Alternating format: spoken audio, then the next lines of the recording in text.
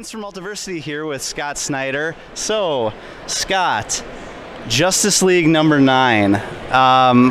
Probably one of our favorite issues of the year, I think. What you and Jorge did was something that we have been waiting for as fans, which is kind of like a little downtime or a little breathing room for the Justice League. And between you and Jorge coming up with the different rooms for the members of the Justice League. Talk about that development and how you went about that with him. Well, it was great. I mean, Jorge is sort of my brother in arms on the book, and he's also like the handsomest man in all of comics. So every time I give him a page he likes, he'll send a picture of himself, like flexing and whatever. So my phone is just full of very handsome Jorge pictures, and he's incredibly talented.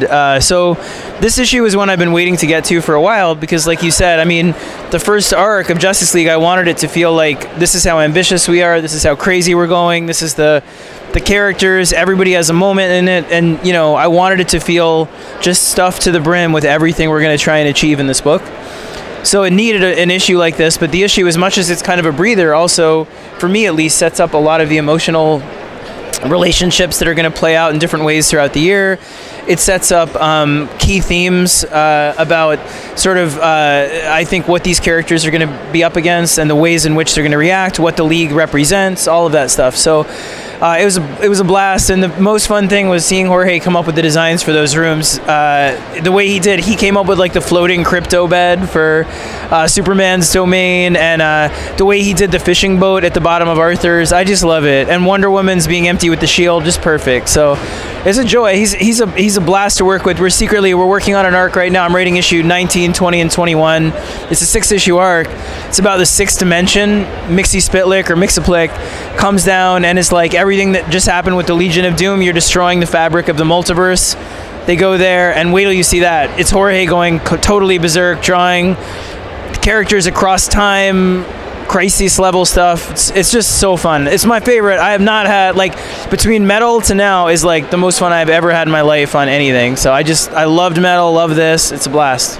Yeah, I think that shows in the work, and I just love how big it is, and one of the things that you seem to, from the very start of your run on Batman with Capullo, these like secret histories of these characters, or things that they don't even know in their own world, and that's extending to Justice League right now on like a cosmic level. So what is it about these, like, you know, whether it's the totality or now with the drowned Earth and these like gods or whatever that are interfering, what is it about these like secret histories that you enjoy writing so much with these characters? Well, I think that's a great question. I mean, I think it's the humility of it. I mean, I grew up here, actually not far from this Javits Center. I grew up on the east side of this neighborhood, and we used to go down to the seaport and sort of the Lower East Side a lot. And I think Court of Owls, a lot of the stuff I did on American Vampire, it's inspired by the idea that when you live in a place with a lot of history, it's very humbling when you realize sort of how small you are given the number of lives that came before you, given the scope of how long these buildings have been here, all of it. And so I like trying to find situations in which our heroes suddenly feel humble, small, challenged, afraid. And so I like sort of showing things in their mythologies they didn't know were there because they were hidden by history, or they're things that are coming in the future they didn't know about, or, you know, pieces of their own story that are just in some way out of their field of vision. So we're doing that in a huge way. Drowned Earth starts, this coming issue 10.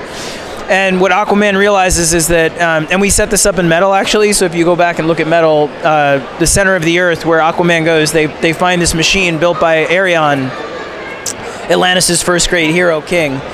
And so in this, they realize that Arion fought off, with Poseidon's help, an attack of sea gods back when life in the universe was forming in oceans all across the universe. And now those sea gods have been locked in the graveyard of gods, which Black Manta and Cheetah have opened, and they're coming here to drown the Earth. They fill it, they bring a space kraken. I'm giving everything away. They bring a space kraken, multiple space krakens, but they fill it with alien liquid that essentially turns you into a fish zombie monster the second it touches you.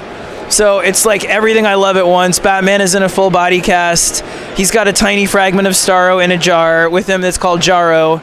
that thinks of him as his father. I swear to God, it literally is like, Daddy, and he's like, no, you know. So it is everything I've ever wanted to do at once. It's like insane, but it's also very personal. Justice League to me, from the get-go, is an argument between Luthor and Martian Manhunter about this moment when everything seems contentious, when everything seems, irreparable in terms of political sides, in terms of factions, in terms of problems that don't seem like we're going to be able to fix them, the environment, all this stuff. Luthor is the one that's like, let's embrace that and say we are meant to be selfish, small creatures. I had a vision of the future. In No Justice, I saw that the main energy on Earth is entropy. I will actually be our greatest hero by saying, embrace your inner bad guy, be your best self. Martian Manhunter, the most empathetic character because he literally connects everybody telepathically, believes that together we can be more than our own programming. So it's a story that matters to me very deeply. It's sort of, I'm leaving everything on the table. If I never wrote another superhero story after this, I'm sort of like, here's everything.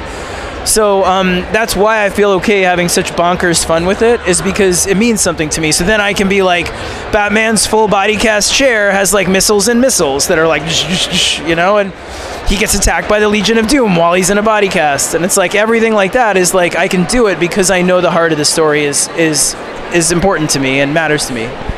Yeah, that's fantastic. Like I said before, I think that definitely comes through. A couple more questions just about books that you've got coming up.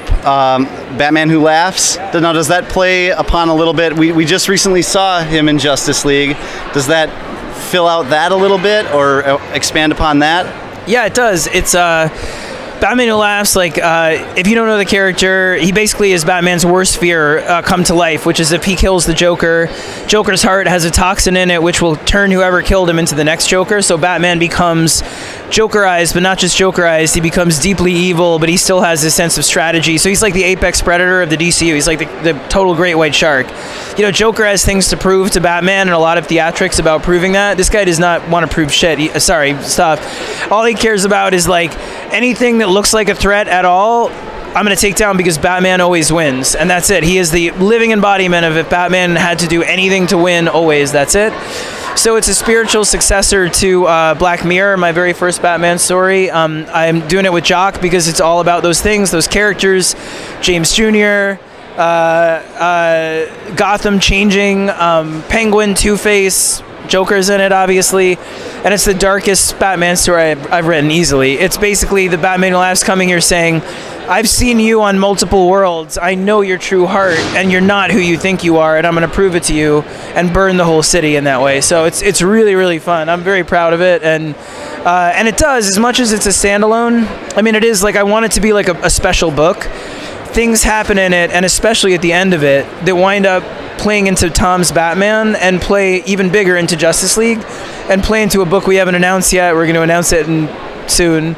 And then, therefore, all of that stuff is going to come full circle. Like, if I could leave you guys with, like, one big sort of thesis, it's this, and I promise, like, from Metal to No Justice to Justice League Odyssey, Justice League Dark, Batman Who Laughs, book coming up we haven't announced, we're announcing soon. It's one meta story that we planned out when we were doing Metal that was like, we're going to be on this stuff for 2-3 years.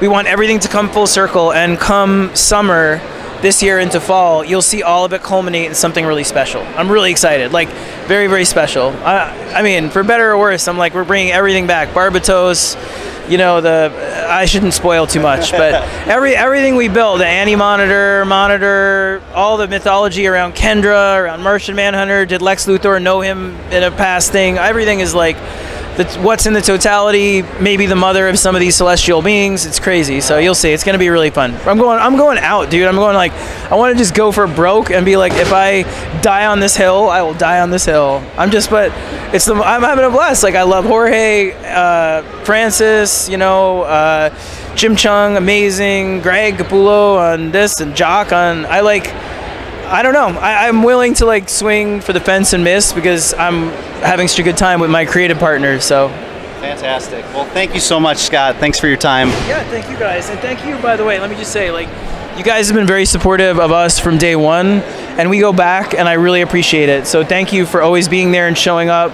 I love you guys. Multiversity, you're awesome. So thanks again.